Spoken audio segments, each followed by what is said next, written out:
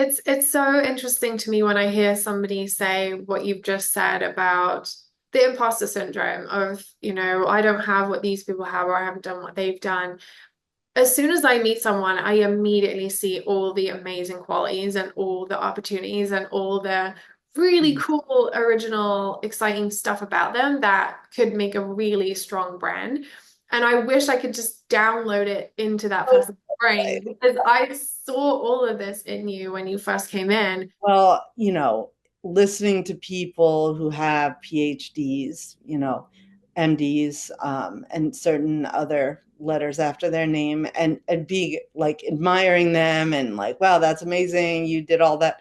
And I didn't do all that. I did other things. And so, second guessing, wondering if I had the qualities or qualifications to do these things. That was the tough part for me. And I just kept reminding myself all the reading I've done, all the experiences I've had, all the support I've provided to others and to myself, that actually is relevant, all of it.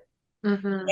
And all the creative experiences, how I've supported other people in their creative endeavors. And then I have technical writing and editing through not just coursework, but as a teacher. Like it all becomes relevant. And when you remind yourself of all the things you actually have done that can contribute to being an awesome freelance medical writer, that's what is important to do.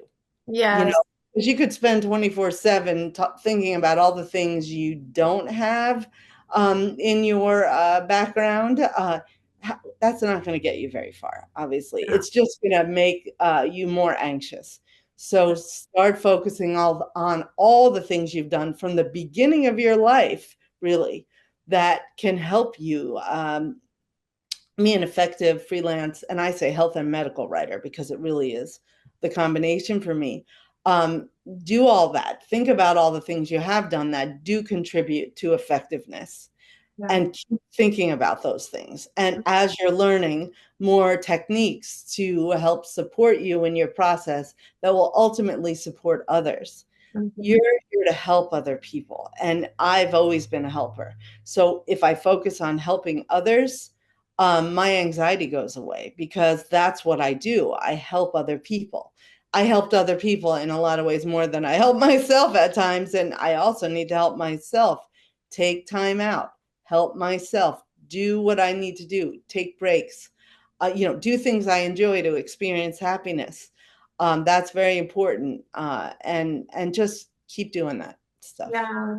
People have to go through their own process of like questioning things themselves and asking themselves, like, what do I bring to the table? And then I can validate those things. I can shape those things. I can help nurture those things and grow the seed, but I can't just make it happen. And so, again, I think that's where this collaboration comes into play because I can reflect things back at you and say, look at all these incredible things you've done. Like, this is amazing. Like, imagine what we could do with this. This is so great. And Wow.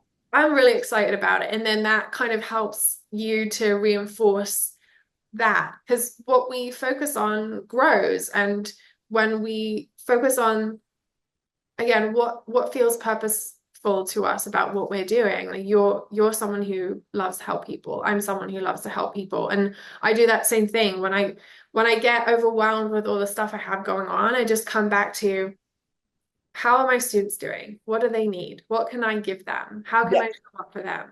And Yep. it brings me back to myself.